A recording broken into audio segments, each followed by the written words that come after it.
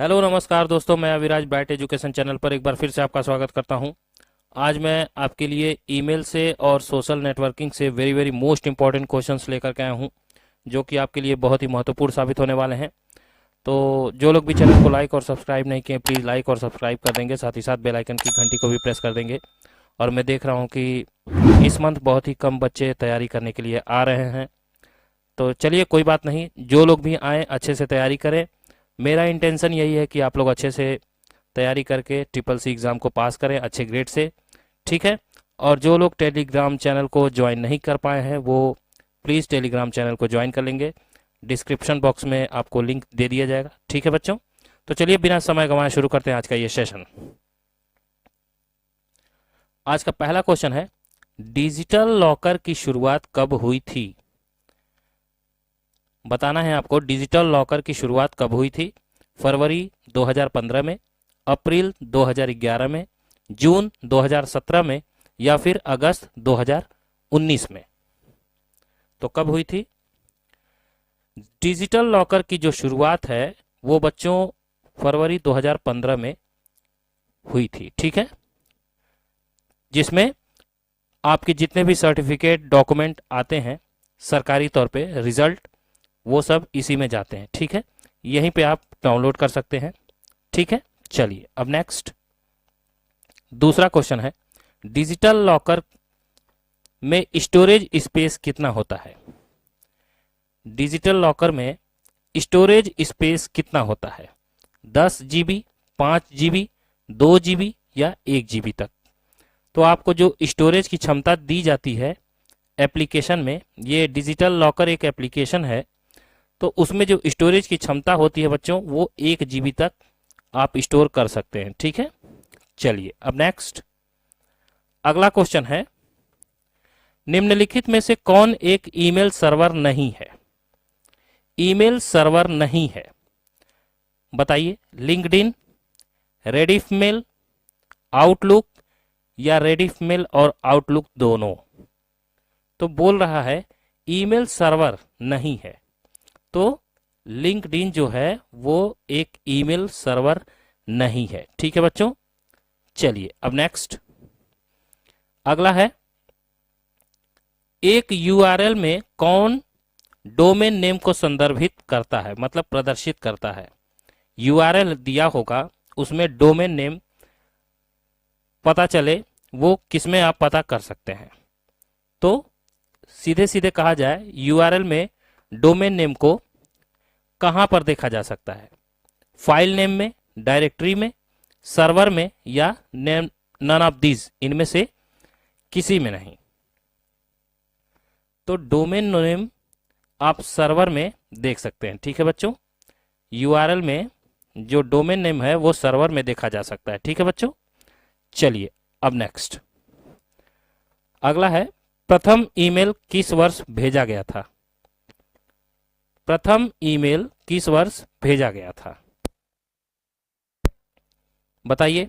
1877, 1971, 1893 या 1963? पहला ईमेल जो भेजा गया था बच्चों वो 1971 में, 1971 में भेजा गया था, ठीक है। चलिए अब नेक्स्ट अगला क्वेश्चन है, निम्नलिखित में से कौन एक वैलिड ईमेल का पता है, एड्रेस है? वैलिड ईमेल एड्रेस कौन सा है, इन 4 ऑप्शनों में आपको बताना है। CCC@nilet.com, CCC.nilet.com, CCC@nilet.com या इनमें से कोई भी सही नहीं है। तो वैलिड ईमेल जो है वो आपका CCC@nilet.com होता है, ठीक है। एक फॉर्मेट के तौर पे मैंने आप लोगों को ये बताया है।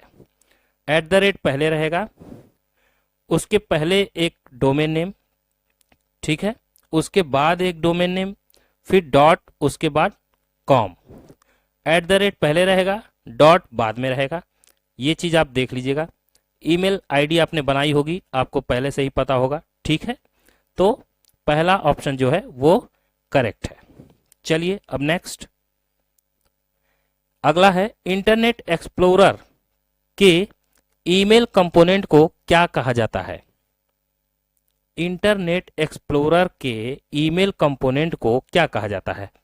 Messenger box, message box, outlook express या नन ऑफ दीज, इनमें से कोई नहीं। तो इंटरनेट एक्सप्लोरर के ईमेल कंपोनेंट को हम आउटलुक एक्सप्रेस कहते हैं। ठीक है बच्चों, चलिए अब नेक्स्ट अगला क्वेश्चन है, मेल बॉक्स से ईमेल लाने के लिए प्रयोग किया जाने वाला एक सिंपल प्रोटोकॉल कौन सा है? मेल बॉक्स में जाकर ईमेल लाने हैं आपको, तो किसका किस प्रोटोकॉल का यूज किया जाता है? POP2 का, POP3 का, IMAP का, या इनमें से किसी का नहीं। तो ईमेल जो लाया जाता है वो POP3 के द्वारा काम किया जाता है। ठीक है बच्चों, POP3 के द्वारा ये एक प्रोटोकॉल होता है, ईमेल को लाने और भेजने का काम करता है। ठीक है, तो बस ईमेल में जो भी यूज होता है प्रोटोकॉल का वो POP3 का यूज होता है। ठीक है, चलिए अब नेक्स्ट अगला है, इनमें से कौन सा संचार का सबसे आसान तरीका है? मतलब भेजने का। ठीक है, तो बताइए, लेटर का, फैक्स का, ईमेल का, या नन ऑफ दीज, इनमें से कोई नहीं। संचार का सबसे आसान तरीका जो है वो ईमेल का हो गया है।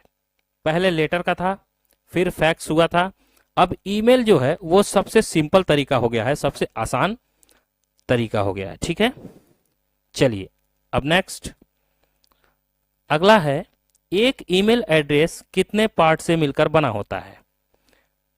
एक ईमेल एड्रेस जो भी आप बनाते हैं वो कितने पार्ट से मिलकर के बना होता है? First part, 2 part, 3 part, 4th part, यानी कि 1 पार्ट से, 2 पार्ट से, 3 पार्ट से, या 4 पार्ट से, कितने पार्ट से मिलकर बना होता है?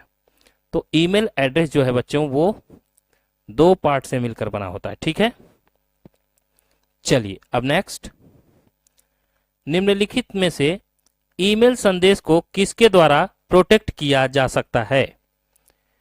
कह रहा है किसी ईमेल संदेश को किसके द्वारा हम प्रोटेक्ट कर सकते हैं? कैचिंग के द्वारा, रिसेंडिंग के द्वारा, इनक्रिप्टेड के द्वारा, या मिररिंग के द्वारा? किसके द्वारा हम अपने ईमेल को सुरक्षित रख सकते हैं?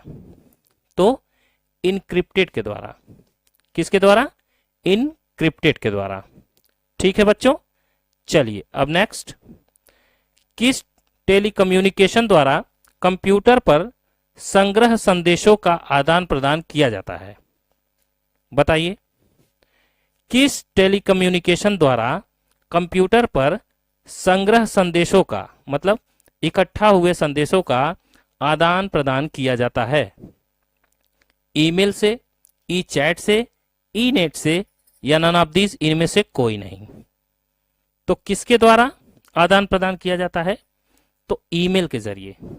ठीक है बच्चों, ईमेल के जरिए हम आदान प्रदान करते हैं। चलिए अब नेक्स्ट अगला है, ईमेल पते में ISP पते के साथ उपयोगकर्ता नाम को अलग करने के लिए उपयोग किए जाने वाला प्रतीक कौन सा है? बोल रहा है ईमेल में जो ISP पता होता है, तो जो भी यूजर उसे उपयोग करता है तो वो कौन से सिंबल का यूज उसमें करता है? हैश का, @ का, परसेंटेज का, या फिर एंड का? तो किसका यूज करता है? ईमेल में @ का यूज होता है, आपको पता है। ठीक है, तो B is the right answer. चलिए अब नेक्स्ट अगला है, निम्नलिखित में से कौन स्टैंडर्ड इंटरनेट है? सबसे अच्छा इंटरनेट कौन सा कहलाता है? MIME, बिन, हैक्स, यूनिकॉर्न? तो स्टैंडर्ड इंटरनेट जो है MIME, ठीक है बच्चों, कहलाता है। चलिए अब नेक्स्ट अगला है, B2B का full form business to business होता है, क्या ये बात सही है कि गलत है, बताइए। B2B का फुल फॉर्म क्या होता है, आपको पता होगा, बिजनेस टू बिजनेस होता है, इसलिए ये ट्रू हो जाएगा। ठीक है, चलिए आपके एग्जाम में पूछा जा सकता है, very very most important question है ये।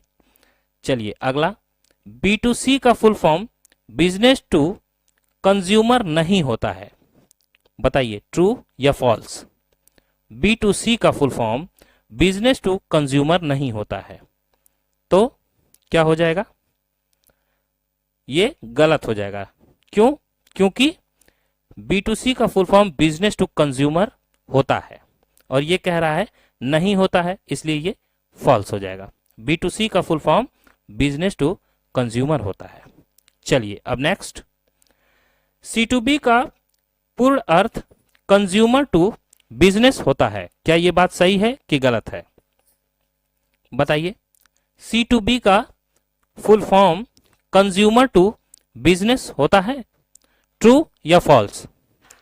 तो C2B का जो फुल फॉर्म होता है कंज्यूमर टू बिजनेस होता है, इसलिए ये ट्रू हो जाएगा। ठीक है बच्चों, चलिए अगला क्वेश्चन देखते हैं। C2C का full form consumer to consumer होता है, क्या ये बात सही है कि गलत है। मैं क्यों ये सभी के फुल फॉर्म लेकर के आया हूं, क्योंकि आपको एक बार में सभी फुल फॉर्म याद हो जाए। इसमें से निश्चित आपको एक या दो क्वेश्चन आपके एग्जाम में पूछता ही है। ठीक है बच्चों, तो आप लोगों को ध्यान रखना है, अच्छे से याद रखना है, ताकि आप लोग अच्छे से एग्जाम में कर पाओ। तो बताइए C2C का फुल फॉर्म जो होता है कंज्यूमर टू कंज्यूमर होता है कि नहीं, तो कंज्यूमर टू कंज्यूमर होता है, इसलिए ये ट्रू हो जाएगा। ठीक है बच्चों, चलिए अब नेक्स्ट, MIME का पूर्ण अर्थ है, क्या है, multiple internet mail exponential, multiple internet merge extension, multipurpose internet mail extension, या नन ऑफ दिस, इनमें से कोई नहीं। तो MIME का जो फुल फॉर्म होता है मल्टीपर्पज इंटरनेट मेल एक्सटेंशन होता है। Option C is the right answer, याद रखिएगा। ठीक है बच्चों, चलिए आज का लास्ट क्वेश्चन है, याहू मैसेंजर एक चैटिंग एप्लीकेशन है, बताइए याहू मैसेंजर एक चैटिंग एप्लीकेशन है, ट्रू या फॉल्स। तो याहू मैसेंजर एक चैटिंग एप्लीकेशन है, ये बिल्कुल सही बात है। ठीक है बच्चों, चलिए तब अगला क्वेश्चन आपको होमवर्क के रूप में देता हूं, आप लोग बताइएगा इसका सही आंसर क्या होगा। ईमेल एड्रेस केस सेंसिटिव होता है, ईमेल एड्रेस केस सेंसिटिव होता है, क्या सही है कि गलत है।